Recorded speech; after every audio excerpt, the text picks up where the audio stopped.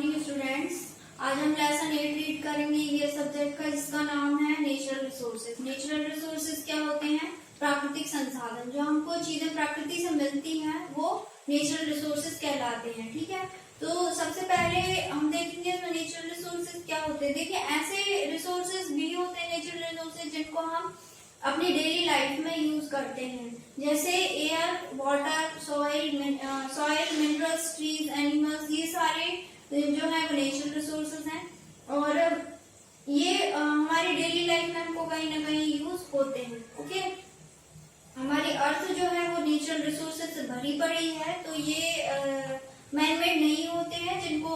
जो हमें प्रकृति से मिलते हैं वो नेचुरल रिसोर्सेज कहलाते हैं। ठीक है, अब देखिए सबसे पहले सॉइल। सॉइल मतलब होता है मिट्टी। ये सबसे ऊपर की लेयर होती है अर्थ की, क्या कहलाती है? सॉइल। ठीक है, तो ये एक बहुत इंपॉर्टेंट नेचुरल रिसोर्सेज है। नेचुरल रिसोर्स है जिसमें हम देखिए, सॉइल वो है जिसमें हम फूड ग्रेन्स और क्रॉप्स भी यूज करते हैं, उगाने में यूज होते हैं। ठीक है, और जो हमें सॉइल से मिलते हैं, तो सॉइल फूड के लिए बहुत ज्यादा जरूरी है, क्रॉप्स के लिए। जो पुराने मरे हुए प्लांट्स और एनिमल्स होते हैं, ये इससे सॉइल बनती है और ये सनलाइट और रेन विंड के एक्शन में आकर ये सॉइल फॉर्म करते हैं। ठीक है, ये बहुत सालों से मिलकर बने हुए होते हैं, बहुत सालों से बनाए जाते हैं, बहुत सालों से इकट्ठे होते हैं, तब जाकर सॉइल बनती है। देखिए, सॉइल जो है वो बहुत सारे एनिमल्स का घर भी है, जैसे आंट्स हैं, बेटल्स हैं, रैट्स हैं, मूल्स हैं, रैबिट्स हैं। ये सारे एनिमल्स का घर सॉइल होती है। ये अपने सॉइल में अपने घर को बनाते हैं जिसमें वो रहते हैं, तो सॉइल इनके लिए बहुत ज्यादा जरूरी है। सॉइल देखिए हमेशा स्टेशनरी नहीं रहती है। जब जैसे बारिश होती है तो बारिश में वो बहकर एक से दूसरी जगह चली जाती है और उसके साथ बहुत सारे मिनरल्स भी चले जाते हैं। ठीक है, ये कहलाता है सॉइल इरोजन। ओके, और उसके बाद देखिए, जो जैसा अभी मैंने आपको बताया कि फूड जो है, फूड भी हमको प्लांट से मिलता है फूड, और प्लांट ग्रो करने के लिए हमें सॉइल की बहुत ज्यादा जरूरत होती है। फर्टाइल सॉइल बहुत जरूरी होती है। ठीक है, और इसमें हम बहुत सारी चीजें ग्रो कर सकते हैं, टेरेस फार्मिंग कर सकते हैं, रेजिंग बाउंड्स और बाय कंस्ट्रक्टिंग डैम्स, इन सब में भी हम सॉइल यूज करते हैं। उसके बाद फॉरेस्ट। देखिए, फॉरेस्ट मतलब जंगल भी एक बहुत ही इंपॉर्टेंट नेचुरल रिसोर्स है हमारे लिए, क्योंकि जंगल में बहुत सारी ट्रीज होती है और उसके अलावा ट्रीज से हम बहुत सारे जंगल में मेडिसिनल प्लांट्स भी होते हैं, औषधियां होती है, जिनसे हमको जो हमारे लिए बहुत ज्यादा जरूरी होती है, जड़ी बूटियां होती है, वो भी हमको ट्रीज से मिलती हैं। और वो कहाँ पाई जाती है? फॉरेस्ट में। तो अगर हम फॉरेस्ट को बचाएंगे तभी हमको ये सारी चीजें मिल पाएंगी। देखिए, जो पेपर है, पेपर बहुत जरूरी एक मीडियम है हमारे लिए, बहुत ज्यादा जरूरी नेचुरल रिसोर्स है। ये वुड से बनाया जाता है। ठीक है, तो ये भी हमको देखिए, वुड कहाँ से मिलती है पेपर की? ट्रीज से। अगर हम इन ट्रीज को कट कर देंगे तो ये हमको मिलेगा क्या? नहीं मिलेगा। इसके बाद वैक्स, ऑयल्स, गम्स, ये भी हमको ट्रीज से ही मिलते हैं।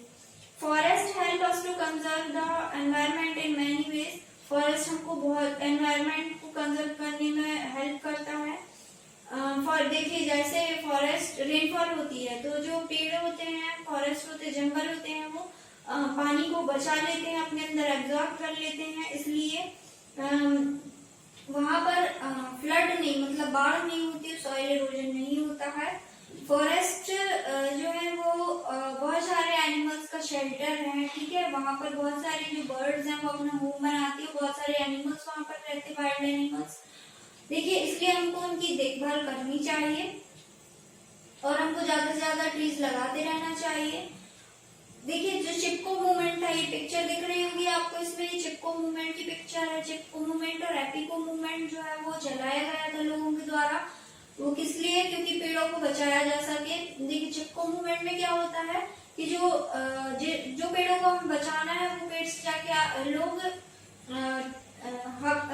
चिपक जाते हैं, तो उस पेड़ को बचा लिया जाता है, तो ये चिपको मूवमेंट कहलाता तो इसलिए हमको पेड़ों को बचाना चाहिए ताकि हमको ऑक्सीजन भी अच्छी मिल सके और हमको प्लांट्स भी हमको एयर भी फ्रेश मिल सके और हम सारी जो औषधियां हैं उनको भी बचा सके, ट्रीज को भी बचा सके।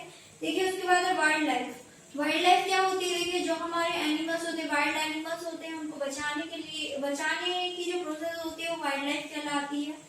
जो एनिमल्स हैं वो अलग अलग वाइल्ड एनिमल्स हैं वो जैसे लॉयंस, टाइगर्स, चीता, लेपर्ड, फॉक्सेस, ये सारे जो एनिमल्स हैं ये एक्सटिंक्ट होते जा रहे हैं, मतलब दुर्लभ होते जा रहे हैं, मरते जा रहे हैं। तो इनको बहुत ज्यादा जरूरी है बचाना और इनको बचाने के लिए जो गवर्नमेंट है, गवर्नमेंट ने बहुत सारे national parks, wild life sanctuaries, zoological parks ये सब बनाए हैं ताकि इन एनिमल्स को बचाया जा सके। ठीक है, तो ये वाइल्ड लाइफ भी हमको कंजर्व करना बहुत ज्यादा जरूरी है। अब देखिए वाटर जो है वो भी आप सभी जानते हैं कि वाटर हमारे लिए क्यों जरूरी है। हर चीज में हमको पानी की आवश्यकता होती है और पानी को हमें बचाना चाहिए। अगर पानी हम नहीं बचाएंगे तो हम आगे चल के सेफ नहीं रह पाएंगे। ठीक है, तो पानी हमको हमेशा बचाना है। और ये इलेक्ट्रिक पावर का भी सोर्स है। इलेक्ट्रिसिटी जो है बिना पानी के नहीं बन सकती, बिजली। तो देखिए कैसे कंजर्व करना है हमको इसको पानी को, कि देखिए रेगुलर चेक करना है। जो लीकेज होते हैं, जैसे हमको कहीं पानी वेस्ट होता हुआ दिखाई दे रहा है तो हमको उसको टैप्स जो नल जो है वो हमको बंद कर देने हैं, पाइप जो है वो हमको बंद कर देने हैं ताकि लीकेज ना हो। उसके बाद हमें वाटर बॉडीज में कभी भी कचरा नहीं फेंकना चाहिए, गंदा नहीं करना चाहिए उसको। हमें हमेशा ब्रश करते टाइम या नहाते टाइम उतना ही पानी लेना चाहिए जितना हमको जरूरी है। कभी भी एक्स्ट्रा पानी यूज नहीं करना चाहिए।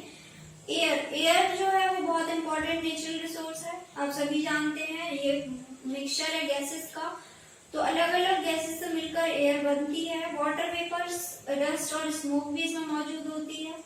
तो ये हमारे लिए लिविंग थिंग्स, सारे जो लिविंग थिंग्स हैं उनके लिए बहुत ज्यादा जरूरी होता है रेस्पायर करना। तो ये हम रेस्पिरेशन की जो प्रोसेस है ये एयर की वजह से ही पॉसिबल हो पाती है। अगर एयर नहीं होती तो हम क्या इनहेल करते, कुछ भी इनहेल नहीं कर पाते। और अच्छी जो एयर है, साफ एयर जो है वो हमारी गुड हेल्थ के लिए बहुत ज्यादा जरूरी होती है। तो जहां तक हम कर सकते हैं वहां तक हमको एयर को प्योर रखना चाहिए।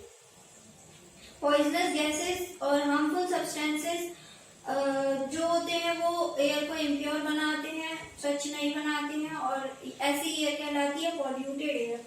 अब देखिए मिनरल्स जो होते हैं वो अर्थ के छोटे छोटे रॉक्स जो होते हैं उनके छोटे छोटे टुकड़े होते हैं, उससे बने जाते हैं मिनरल्स रॉक सब्सटेंसेस होते हैं जो नेचुरली अगर होते हैं, मतलब नेचुरली मिलते हैं हमको। ठीक है, और ये देखिए कुछ मिनरल्स ऐसे होते हैं जो हमको नीचे मिलते हैं, और ऑलमोस्ट सारे मिनरल्स हमको अर्थ के नीचे ही मिलते हैं, जिनको हमको डिग करके हमको निकालना पड़ता है। और उनमें से कुछ मिनरल्स इंपॉर्टेंट जो हैं वो iron, manganese, copper, gold, silver, coal, petroleum, natural gas, ये सारे जो मिनरल्स है ये सारे बहुत ज्यादा इंपॉर्टेंट है हमारे लिए। और देखिए 3 टाइप के मिनरल्स होते हैं, metallic mineral, non metallic and mineral fuels. Metallic mineral वो होते हैं जैसे iron, gold, silver, aluminium, copper, ये मेटल्स जो होते हैं वो मेटलिक मिनरल्स कहलाते हैं।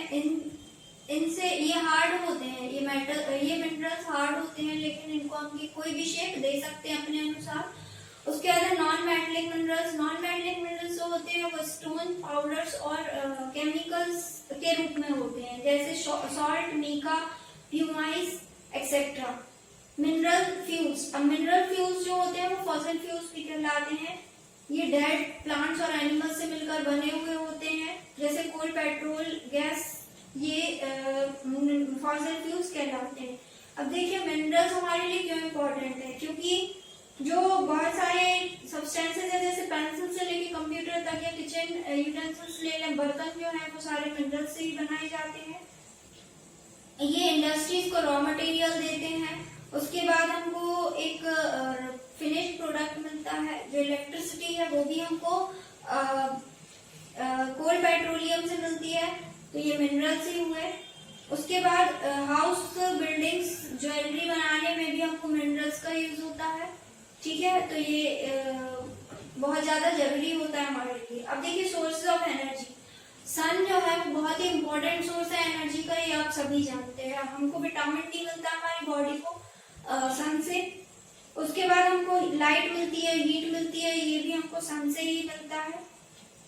तो ये एनर्जी को हमें बचा कर रखना चाहिए। और सन को भी जो प्लांट्स हैं उनके फोटोसिंथेसिस की प्रोसेस के लिए भी सनलाइट की बहुत ज्यादा जरूरत होती है। तो देखिए सनलाइट कभी खत्म नहीं होती है, लेकिन इसको हमें कंजर्व अगर हम करके रखेंगे, अगर हम इसका सही यूज करेंगे तो हमारी बहुत सी चीजें उससे बच सकती हैं। जैसे सोलर कुकर्स में हम खाना बना सकते हैं सन की हेल्प से, सोलर वाटर हीटर्स में हम पानी गर्म कर सकते हैं, सोलर सेल्स जो होते हैं वो सोलर एनर्जी पे वर्क करते हैं। तो हम इन सब चीजों से हम सन की लाइट को बचा सकते हैं, सन की लाइट को यूज कर सकते हैं। ठीक है, तो ये सारे मिनरल्स जो हैं इनको हमको बचाना चाहिए। और इस लेसन को आप एक बार रीड करेंगे, रीड करने के बाद आपको अगर कुछ समझ में नहीं आता है तो आप पूछ लेंगे इस लेसन को। ठीक है, ओके, थैंक यू।